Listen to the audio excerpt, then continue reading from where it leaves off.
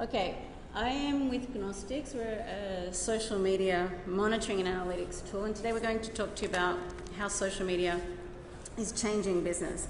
And first, what I'd like to do is just paint a picture of what the technologically enabled and social world looks like.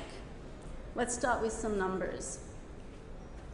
So 50% of the world's population is under 30. 96% of millennials have joined a social network.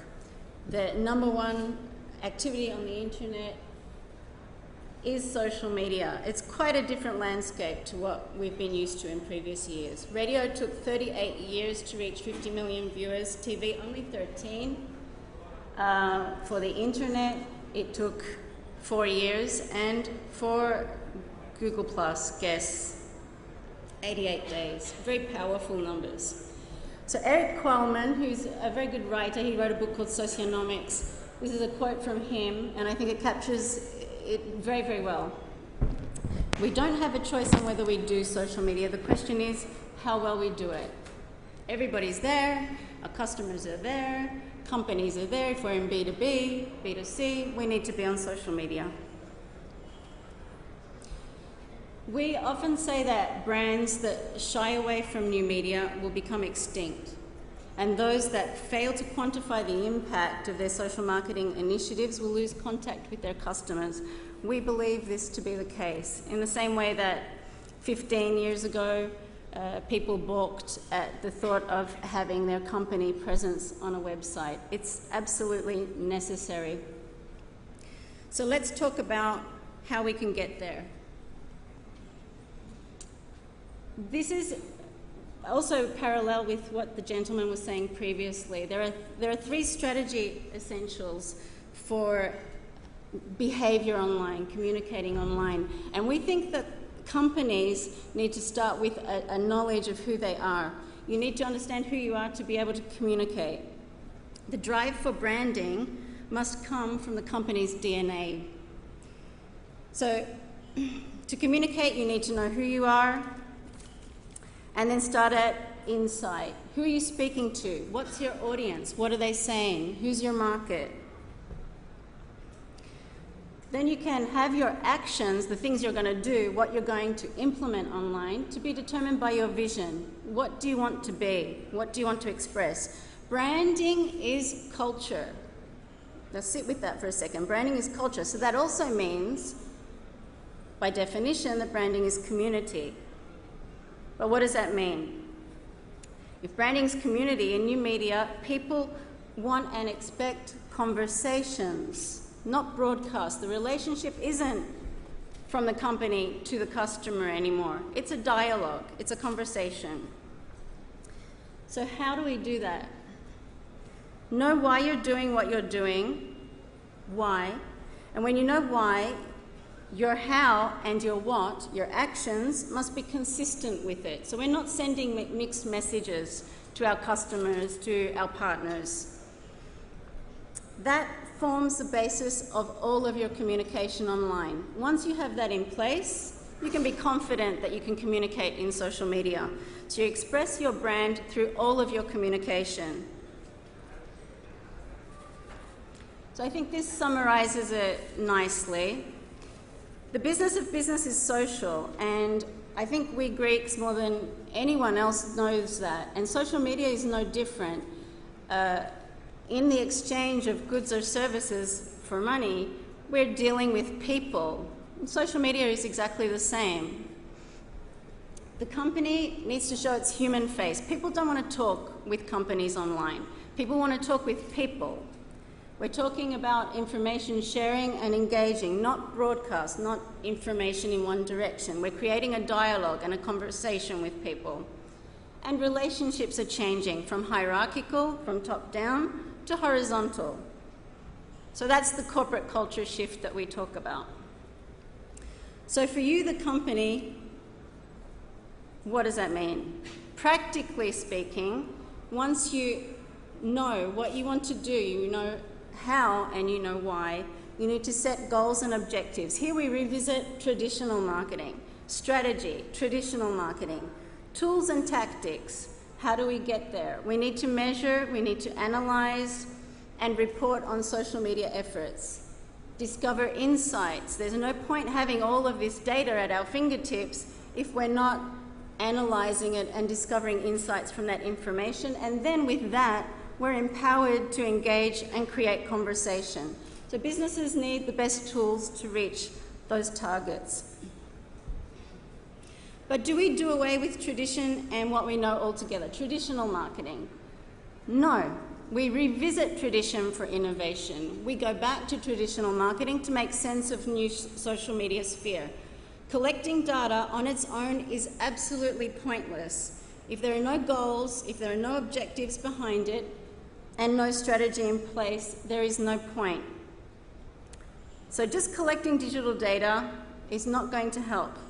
Organisations that develop social media measurement strategies which align key success metrics, marketeers are familiar with the term KPI, with business objectives, will evolve much more quickly. So there needs to be a pragmatic strategy and a measurement plan. That's where you start your social media initiatives from. So just to give you a picture of what social media monitoring and analysis is, we always start with a listening campaign. We collect data, it's sorted, it's processed, we analyse it, and then we gain insight from that. A lot of this is mechanical. There are lots of tools that does this kind of thing, and then analysis and insight, that is mostly human. Someone needs to be there to make sense of it and come to a conclusion. There's no magic trick that's going to do it all for us. So here I just would like to define social marketing analytics. I'm asked this question a lot. What is it? We define it as the discipline that helps companies measure, assess, and explain the performance of social media initiatives in the context of specific business objectives. We keep going back to traditional marketing here.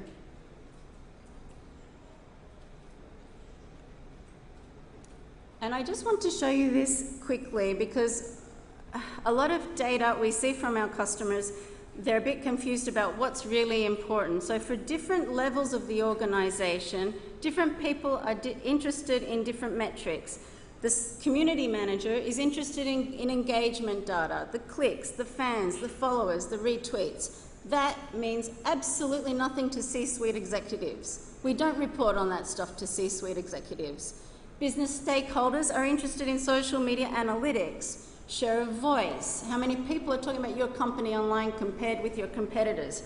Resonation, how's your message being resonated in the community. Word of mouth.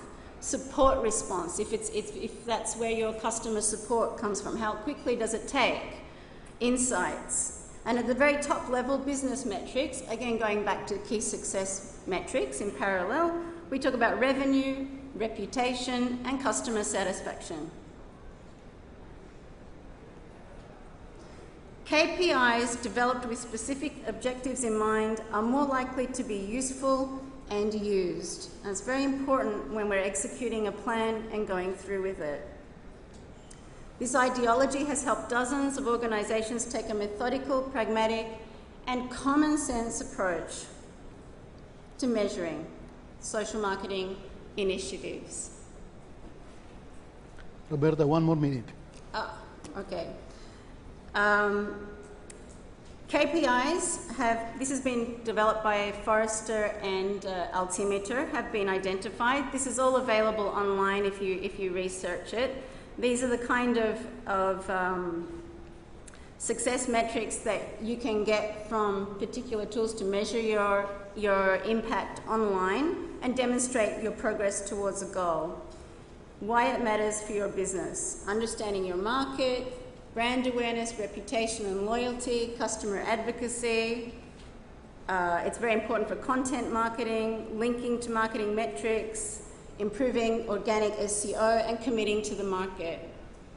So in actual numbers, I just want to give you some case studies here because people often ask, what's the ROI of social media? This guy had a family business. He grew from 4 million to 50 million using social media on a lot less than what he was doing with traditional marketing efforts. Dell, 3 million of computers sold on Twitter. Moonfruit, Very impressive numbers. Genius.com, 24% of social media leads converted to sales opportunities. And how about Greece? One of the best examples in Greece is Lacta. They created a listening campaign, a Facebook application based on their insights. Users could add the name of a chocolate bar and send it to their loved ones.